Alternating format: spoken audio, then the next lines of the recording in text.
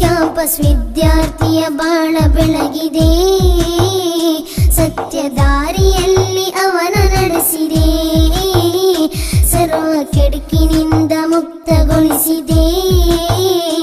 SSF ಅವನಿಗೆ life ಕೊಟ್ಟಿದೆ. ಹಮ್ದುಲಿಲ್ಲಾ ಮನಕ್ಕೆ ಸಂತೋಷ ತಂದಿದೆ, ಸುನ್ನಿ ತಂಗಾಳಿ ಬೀಸಿದೆ. ಕನ್ನಡದ ಮಣ್ಣಲ್ಲಿ ಬೆಳದಿಂಗಳಂತೆ SSF ಪ್ರಭೆ ಸೂಸಿದೆ, ಸುನ್ನಿ ಕ್ರಾಂತಿಯ ಹರಡಿದೆ.